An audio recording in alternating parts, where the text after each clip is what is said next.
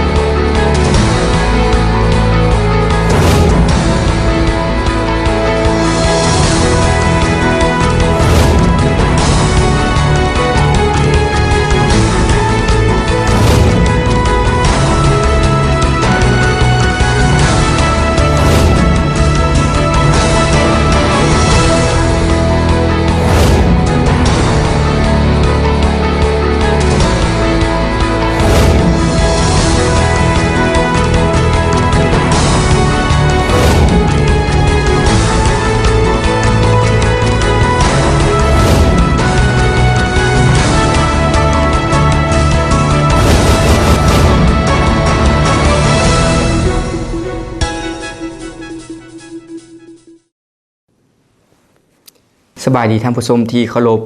ยินดีต้อนรับท่านเข้าสู่รายการเพื่อสังคมยุติธรรมรายการของเราออกอากาศทุกวันอาทิตย์เวลา 19:30 น. 20:00 น. และทุกๆวันจันทร์เวลา 10:30 น. 11:00 น. ทางโทรภาพป้องกันความสงบในมื้อนี้ครับหน้าที่ดำเนินรายการโดยออนคำไสยวงศ์ในมื้อนี้ทางรายการของพวกเราก็ได้นำเอาข่าวที่สำคัญและน่าสนใจของแขนงการยุติธรรมแต่ศูนย์กลางฮอดท้องถิ่นมานำเสนอทางผู้ชมได้รับชมกันซึ่งเรามาเริ่มต้นกันที่ข่าวกระทรวงยุติธรรมเปิดศูนย์ฝึกโฮมเรียกงานจดหมายเหตุทางราชการให้แก่ผู้ประสานงานคันแขวง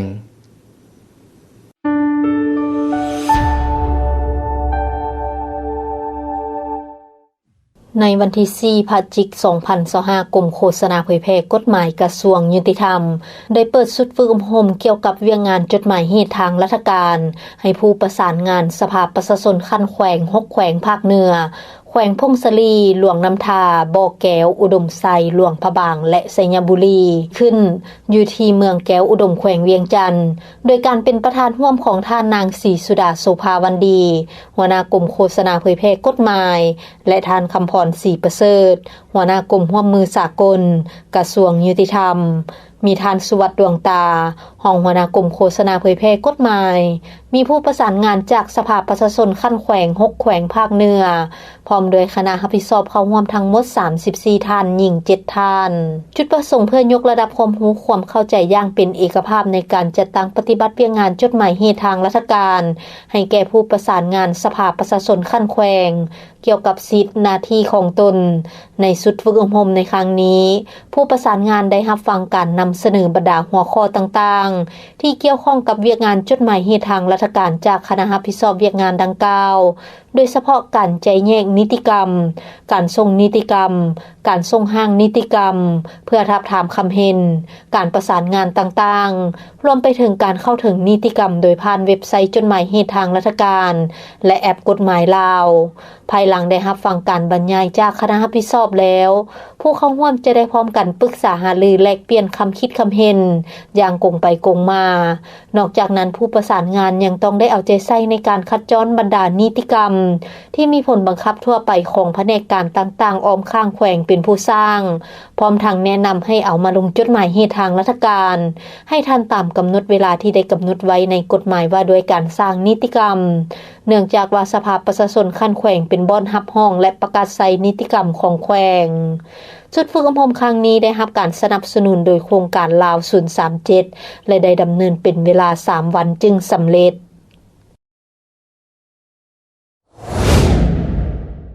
เฮาจะมาต่อกันที่ข่าวกรมและกองปฏิบัติคำตัดสินของศาลนครหลวงจันทร์แลกเปลี่ยนบทเรียนเกี่ยวกับเวียกงานปฏิบัติคำตัดสินของศาลในตอนเช้าวันที่29ตุลา2025แขนงบังคับกองปฏิบัติคำตัดสินของศาลนครหลวงเวียงจันทน์ได้จัดพิธีการบรรยายและแลกเปลี่ยนบทเรียนเกี่ยวกับเวียกงานปฏิบัติคำตัดสินของศาลขึ้น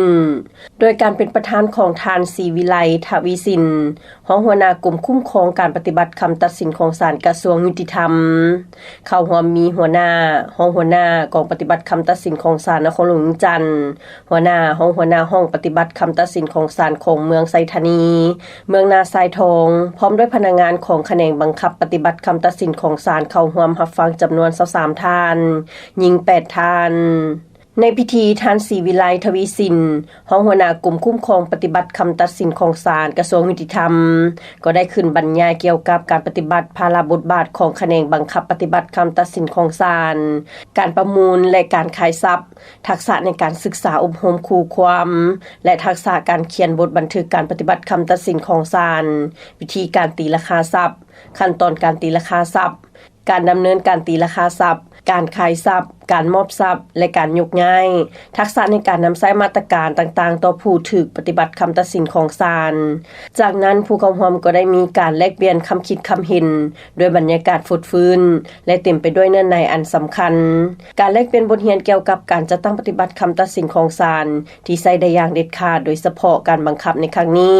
จะช่วยให้การปฏิบัติเวียกงานตัวจริงถูกต้องว่องไวและสำเร็จตามกำหนดเวลาที่กฎหมายได้กำหนดไว้จากข่าวศูนย์กลางเฮาจะมาต่อกันที่ข่าวท้องถิ่นเมืองคำปิดสุดฝึกอบรมกฎหมายระยะสั้น45วันประจำปี2025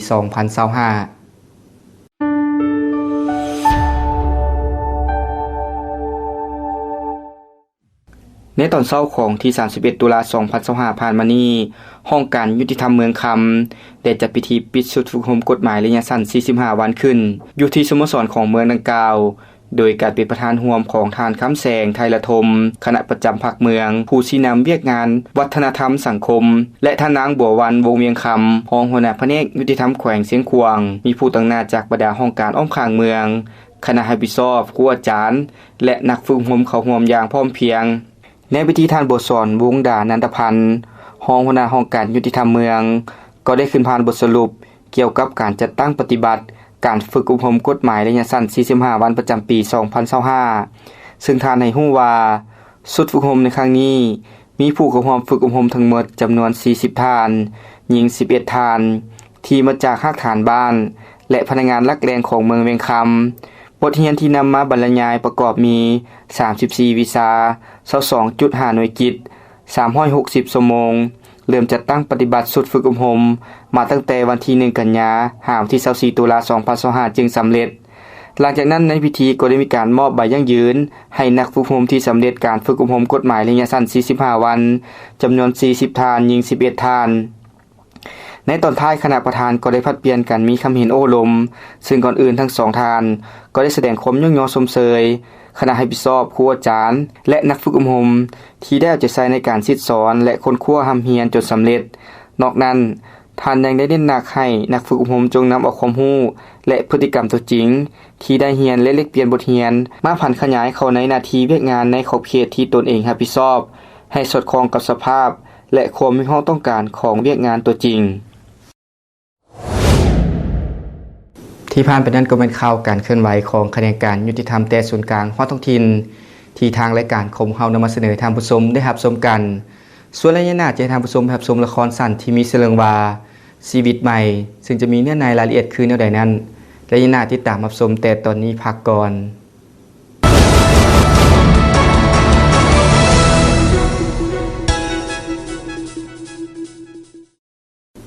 กับเข้าสู่ระยะที่2ของทางรายการระยะนี้จะทำผู้ชมรับชมละครสั้นที่มีเรื่องว่าชีวิตใหม่ซึ่งจะมีเนื้อในรายละเอียดคือแนวใดนั้นไปติดตามรับชมพร้อมๆกันเลย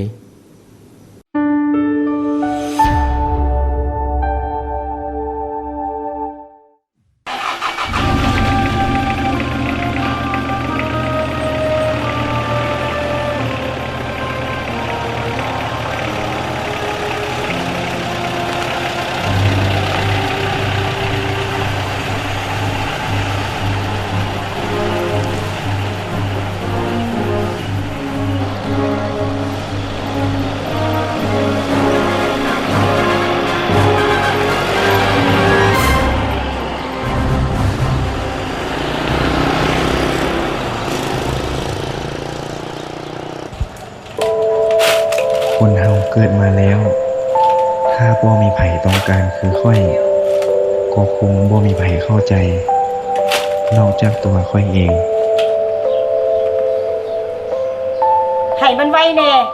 เปิดห้านหั่นน่ะจัดเครื่องจัดของก็ให้มันดีๆไปโรงเรียนน่ะก็ให้ตั้งใจเรียนหนังสือน่ะก็ให้มันจบนำหมู่แน่ค่อยบ่ไหวเด้สิมาเบิ่งแยงเลี้ยงดูเจ้าแบบนี้ตลอดนะ รษฐกิจทุกมื้อนี่มันแพงก็บ่ดีอันใดก็แพงอันใดก็ขึ้นราคาไปเบิดว่าแล้วก็สิไปติดราคาใหม่ก่อนอันใดก็ขึ้นอันใดก็แพงเฮาขึ้นจาก5,000 10,000ก็คือสิมีกำไรหลายเลยเด้เนาะติดราคาใหม่ก่อนมีกล่องจะจัก10,000ก็เนาะนี่อ่ะ5,000ซะ ป้าเฮ็ดแบบนี้มันบ่ดีเด้ช่วงวิกฤตแบบนี้น่ะ เจ้าสิมาขึ้นราคาสินค้าได้จังได๋แล้วผู้ที่มีรายได้ต่ำเด้มันสิอยู่สิกินแนวใดอีกอย่างหนึงอ่ะน่ะพยาธิโควิด -19 มันกำลังระบาดรายได้ของผู้คนมันก็ลดน้อยถอยลงเฮาสิมาช่วยโอกาสในช่วงแบบนี้บ่ได้ถ้าเจ้าหน้าที่เพิ่นฮู้น่ะป้าสิผิดเด้ กระยาทำไหมของซื้อของขายซื้อได้ก็ซื้อบ่ได้ก็จำเป็นอย่ามาหาว่าเป็นคนดีอยู่นี่ได้ทุกมื้อนี่ยังใส่ยังจ่ายน้ำกูอยู่น่ะค่าเช่าเฮือนนี่3 เดือนแล้วก็ยังบ่ได้จ่ายนะเขาสิไล่หนี้มื้อใดก็ยังบ่ฮู้ยังสิมาเว้าแบบนี้อีกอยู่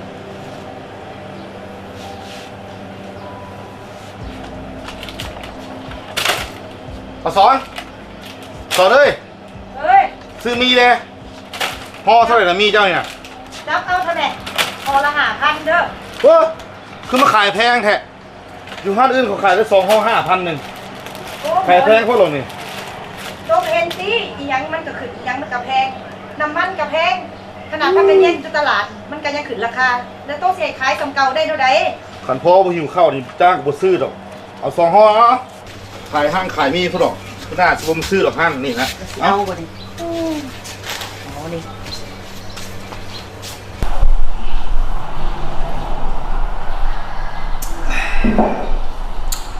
โอ้เห็นคือว่าเริ่มเศร้าเริ่มมองเนาะบังไปซื้อเปลี่ยนใหม่ได้2-3 อันบ่เนาะ ใช่ไหม 2-3 อันแล้วเป็นยังวะ ทรงผมนั่นน่ะเฮ็ดทรงใหม่บ่ได้วะ ทำมันสายเขียนให้เป็นยังเนาะ ส่วนนี้ส่งโอป้าเขากำลังดังไงวัยรุ่นผมก็ใส่หิ้งกันเลยน้องแตงส่วนนี้มาหลายมือเลยอะไรจังไหน ฮัลโหล มื้ออื่นน่ะมึงเฮ็ดทรงใหม่มาเด้อ สบายดีเฮีย ได้เลยไอ้ เจ้า เอาสิแตงให้เพิ่งทุกมือละทรงเปลี่ยนไปเลย ของเอาวะ เจ้ามา คนน่ะนั่นเนาะ มีแต่ว่ามื้ออื่นเนาะประมาณ 4 โมงของเขาจะออกเริ่มเดินทางออกไป ประมาณ 4 โมงครึ่งน่ะจะฮอดเจ้าไม่ได้เส้นทางเสร็จละเอียดเรียบร้อยแล้วจึงสิออกโอเคจ้าว่า น้องมีเรื่องสิรายงาน คือว่าช่วงระยะนี้เนี่ยพวกตำรวจเนี่ยมันออกกวดเข้มงวดเลยตามสายทางบ่ว่ากลางวันกลางคืนน้องคิดว่าเขาควรจะหาคนมาเพิ่ม เพื่อสลับหน้าเปลี่ยนบ่ให้มีพิรุธและอีกอย่างหนึ่งในการส่งเครื่องของพวกเขาในมือนี้น้องคิดว่าควรจะออกตอนดึกก่อนแจ้งเพราะว่าช่วงระยะนี้แม่นคนกำลังนอนรับดีน้องคิดว่าน่าจะปลอดภัยดีกว่าได้นายบันอะไร แม่นได้บ่น่ะตามแผนเฮาแม่นจะได้ส่งเครื่องพร้อมกันมื้อเลยฉะนั้นต้องได้สอบคนมาเพิ่มเติมเลย ต้องได้ใช้คนเพิ่มอีกบ่ เจ้ามา ขึ้นมาแล้วก็ลองสอบคนมาเพิ่มอีกนะ เจ้าหัวหน้าน้องพอดีมีมูคนหนึ่งนุ่มแน่นเหมาะแกกับเวียงนี้น้องสิติดต่อเราให้มาส่งเครื่องให้เรา มีแต่ว่าขนาดนั้นแหละพากันไปสอบคนมาเพิ่มเนาะเดี๋ยววางแผนกันละเอียดเนาะอย่าให้พลาดขาดเนาะงานนี้งานไงงานสำคัญเนาะถ้าว่างานนี้สำเร็จไปด้วยดีเนาะทางเรียนจะมีรางวัลงามๆให้อีกอย่างเลยให้พวกตัวดีได้พักยาวเลยเดี๋ยวว่าการเกี่ยววางแผนกันละเอียดนะโอเค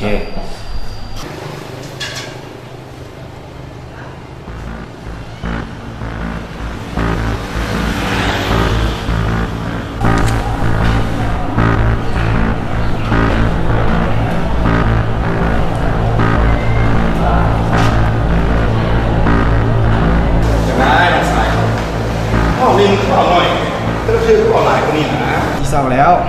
ผมจะใช้ชีวิตลงไปนี้จะเชียงแหมนี่ละ เดี๋ยวฟ้าไปใส่แม่ มาร่วมกับอ้ายคนไหมเอาสิไปเวียผมมีเวลาลงเจ้า เรียกเสิร์ฟอาหารตัวที่ซ้ำใดมันได้เงินซ้ำใดมีเรียกกับไอ้นะเรียกสบายเงินก็ดีอีกเพียงแต่ส่งเครื่องให้ไอ้สิ งวดเที่ยวหนึงให้5 ล้าน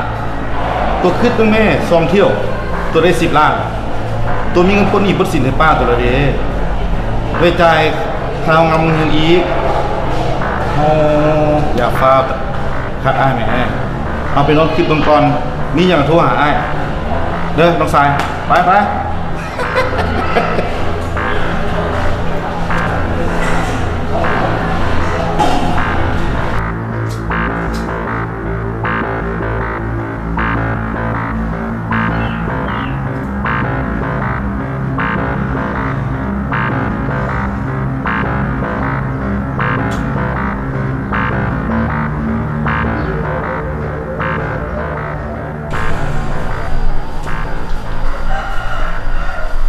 นั่น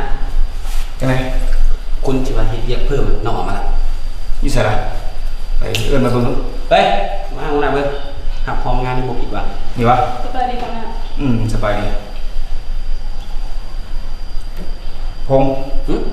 ผมบอกไปชอบคนมาเฮ็ดเวียกส่งเครื่องมันคือแบบผู้หญิงมาผมบ่ได้ต้องการในบ้านเด้นี่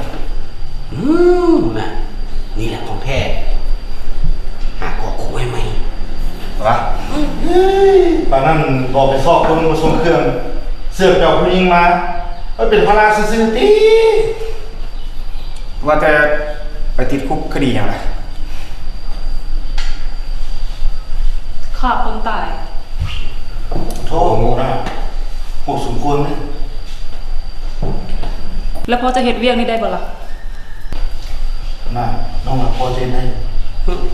แล้วแบบนี้ยังสิคิดว่ามีปัญหาอยู่บ่ล่ะพุ่นน่ะ เบิ่งคือสิบ่มีปัญหาหยังย้อนที่เป็นได้เรื่องอยู่หรอกได้อยู่หรอก ยิงคนนี้บ่ธรรมดาบ่น่าไว้ใจได้ ก็สิบ่มีหยังปัญหาหยังที่เป็นเพียงผู้หญิงซื่อน่าจะบ่มีปัญหาหยังหรอกเราจะเบิ่งก่อนเดี๋ยวเราจะเบิ่งจัดการนะ จ้าเอ๋ หมอไม่รู้เอาแทนมาไปใส่ อาจารย์ให้ได้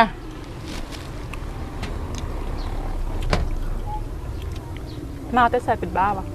ขอกินแน่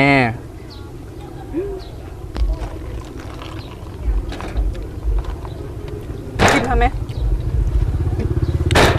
เขาถามแท้เป็นอย่างเจ้าคือเลือกเบี้ยแบบนี้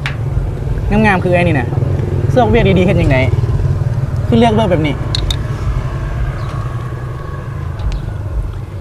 คนมีประวัติดังดำคือเอื้อนี่นะมันเลือกเวียกได้บ่มีเวียกเห็นมันก็ดีแล้ว แล้วถ้าอยากที่เริ่มจีบคนที่มีประวัติดังๆคือไอ้นี่ที่ได้บ่เนาะ เป็นบ้าวะคนหาผู้จัดการเจ้าสู้หลายอยากกินก็กินแล้วไหม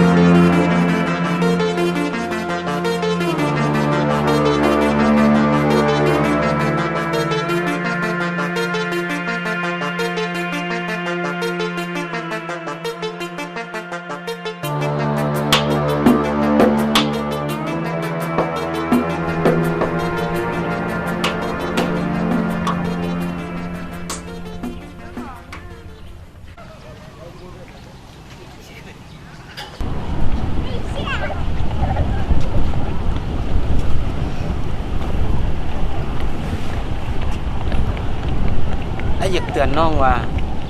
ความใกล้ชิดน่ะมันสิให้เจ้าใจอ่อนเนี่ยเจ้าอย่าลืมว่าหน้าที่ของพวกเขาน่ะห้ามเด็ดขาดมีความหักกับเป้าหมายเพราะมันจะมีจุดอ่อนแต่ก็อาจจะเห็นเวียกงานของพวกเขาน่ะลุ่มเหลวได้นะ บ่มีทางดอกอ้ายข่อยฮู้ดีว่าข่อยกำลังเฮ็ดหยังอยู่ เจ้าก็ฮู้ว่าข่อยสร้างยาเสพติดส่ำใดมันทำให้ครอบครัวข่อย แล้วมันก็เฮ็ดให้น้องชายข่อยเกือบตายทั้งเป็น อยฮู้ดีว่าที่ค่อยเข้ามาเป็นตำรวจนี่เพื่อหยังก็เพื่อกวดล้างกลุ่มคนบ่ดีที่หวังผลประโยชน์เข้าแก่ตัวเองแม่นแล้วสังคมเนี่ยยังต้องการคนดีๆคือพวกเฮาได้เพื่อว่าปราบปรามพวกค้าขายยาเสพติดนี่หมดไป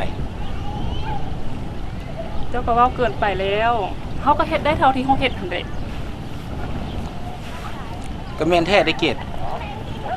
น้องคิดเบิ่งแม่ถ้าว่าสังคมน่ะหันมาเอาใจใส่อย่างจริงจังกับเรียกงานตัวนี้นะโดยเฉพาะการเป็นหูเป็นตาช่วยกันถ้าพบเห็นพฤติกรรมอันใดที่ว่าบ่คักบ่แน่บ่ถูกบ่ต้องก็ควรจะโทรหาภาคส่วนที่เกี่ยวข้องคือว่าเบอร์สายด่วนเขาเจ้าก็มีอยู่บ่ฮู้ว่ายังใช้เบอร์เก่าอยู่บ่แม่นละอ้ายสายด่วนพวกเฮา1191คือเก่าใครเด้เบอร์เก่าชื่อง่ายดี1191ปัญหาปรากฏการณ์ย่อท่อเกี่ยวกับการค้าขายยาเสพติดของบ้านเฮานี่คือสิลดน้อยถอยลงแน่นอนให้ว่าครอบครัวคือพื้นฐานที่สำคัญที่สุดแล้วแหละน้องว่าสังคมที่ดีเกิดมาจากครอบครัวการเบิ่งแยงใส่ใจซึ่งกันและกันของคนในครอบครัวเป็นสิ่งที่สำคัญโดยเฉพาะปัญหาของครอบครัวที่เฮาบ่ควรเบิ่งข้ามโดยเฉพาะแม่นใดหนึ่งที่บ่สามารถปรึกษาและถูกกดดันจากคนในครอบครัวและหันไปมั่วสุมและไปหาสิ่งที่บ่ดีก็คือยาเสพติดนั่นไอ้หวังว่ามื้ออื่นเนี่ยภารกิจของพวกเฮาคงจะสำเร็จไอ้สิได้กลับบ้านเด้เพราะว่าคือคนลูกคนเมียแฮงแล้วแต่นี่ก็เกือบปีนึงแล้วมาอยู่นี่นะแต่ก็ขอบใจทางภาครัฐคันถึงที่เพิ่นช่วยส่งคนเก่งๆคือน้องมาซอยไอ้อีกแฮงนึงเด้ขอบใจเด้อเกศขอบใจมิตรภาพที่ดีคือกันอ้าย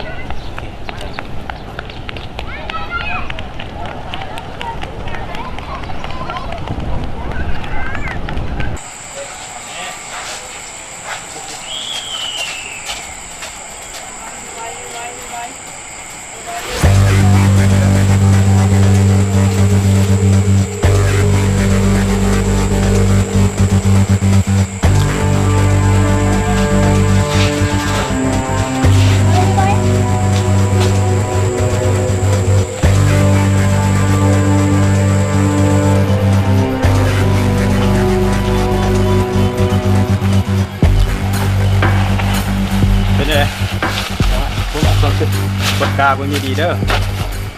โดยเฉพาะมันเป่าสีฟ้าเข้าไปในไหน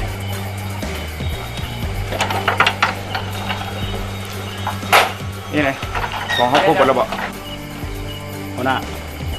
ว่าน้องว่ารถ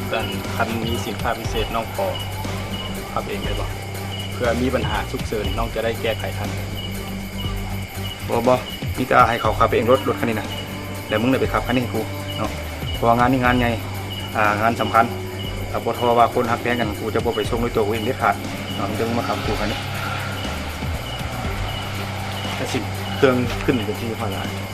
โอเคออกรถครับ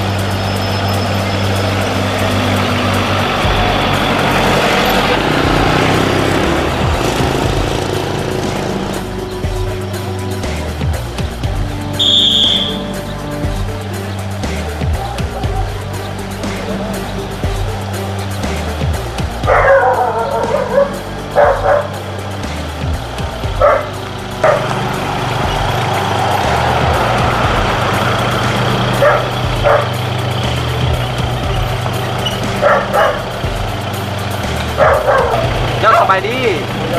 ขออนุญาตคนใกล้เอกสารหมดเด้อ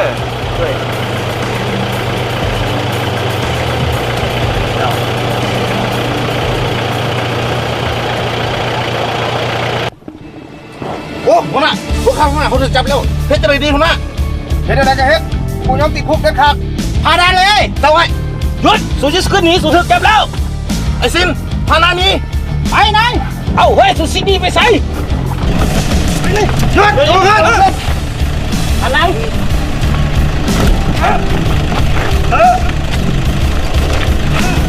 ไปกู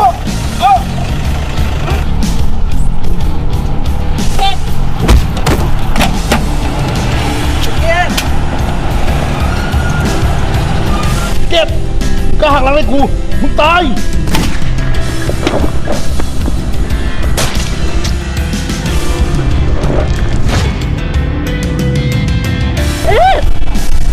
เอกแข็งใจไปได้เอกขอโทษแล้วที่พาไปห้องหมอเอก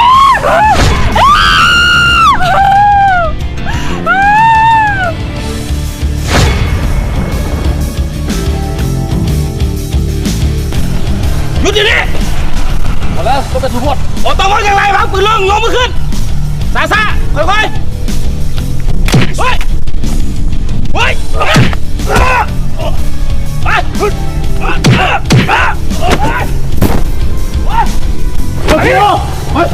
มึงอย่า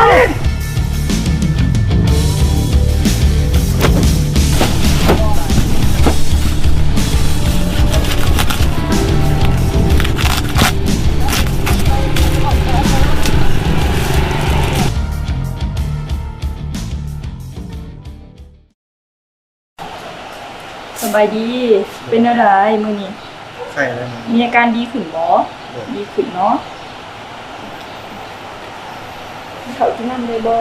กินได้เนาะมีได้หาเจ้ามีหยังเลยให้เจ้าเป็นหมอเด้อนะให้ขอให้เจ้าพักผ่อนหลายๆ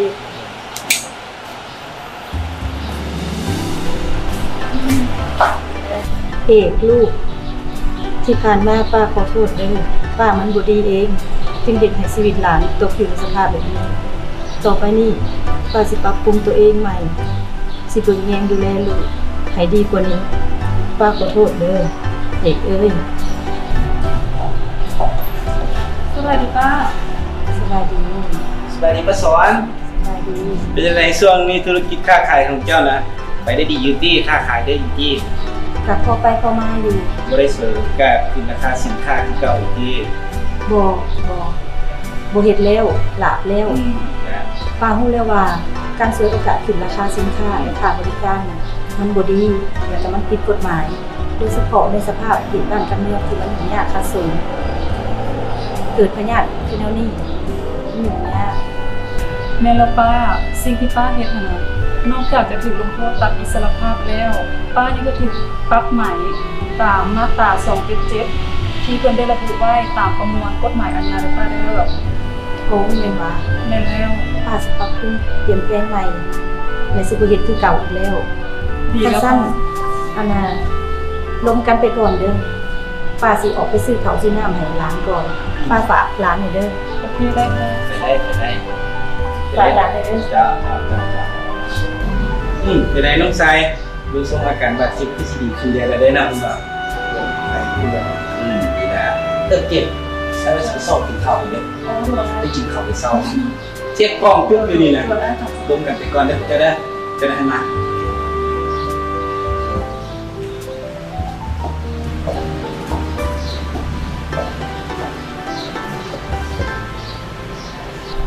เป็นอะไรเอกใครแน่ละตี้ต้องขอโทษตัวหลายๆเด้อกับทุกสิ่งทุกอย่างที่ว่าได้เห็นน้ำตัวรวมทั้งตัวหยวกตัวน้อง บ่เป็นหยังน้องเข้าใจว่ามันเป็นหน้าที่ของเอ้ยมันยังเป็นหน้าที่ที่สำคัญในการปกปักรักษาความสงบเพื่อให้สังคมมีความเป็นระเบียบเรียบร้อยและยังเฮ็ดให้ประชาชนสามารถทำมาหากินได้อย่างสะดวกน้องเฮ็ดผิดน้องก็ยอมรับผิดแต่ก็พร้อมจะปฏิบัติกฎหมายบ้านเมือง ได้ยินตัวว่าแบบนี้จะดีใจแล้วก็ลงอกนับไปนี้ต่อไปให้ตัวเปลี่ยนแปลงและก็ตั้งใจทุกคนระวังตัวเองเด้อสังคมยังพาให้โอกาสตัวเสมอรวมทั้งนำ ค่อยขอสัญญากับตัวเองว่าถ้าวันใดที่ค่อยพ้นโทษออกไปค่อยจะมีชีวิตใหม่ที่ดีจะบ่มีทางหวนกลับคืนไปเดินทางสายเก่าที่มีแต่ความมืดมนความเสี่ยงภัย และเสี่ยงชีวิตแบบนั้นอีกจะเฮ็ดแต่สิ่งที่ดีสิ่งที่เป็นประโยชน์ต่อสังคมให้หลายเท่าที่จะหลายได้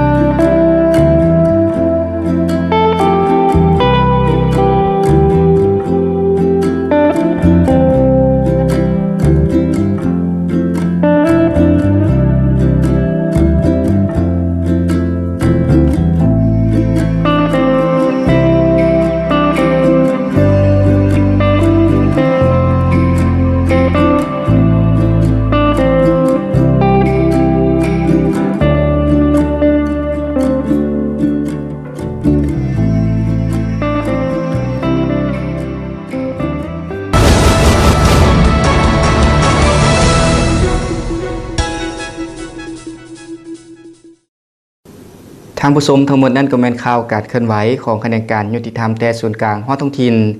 ที่ทางรายการของพวกเรานำมาเสนอทางผู้ชมได้รับชมกันประจำอาทิตย์นี้และละครสั้นที่มีชื่อเรื่องว่าชีวิตใหม่หวังยิ่งว่าจะเป็นบทเรียนและคติเตือนใจทางผู้ชมได้หลายพอสมควรและมื้อนี้ก็เป็นระยะสุดท้ายของทางรายการต้องขอขอบใจทางผู้ชมที่เกียรติรับชมรายการของพวกเราแต่ต้นจนจบท่านสามารถติดตามรายการเพื่อสังคมยุติธรรมได้ในวันและเวลาเดียวกันนี้มื้อนี้ออนคำไสยวงศ์พร้อมด้วยทีมงานขอลาท่านผู้ชมไปก่อนสบายดี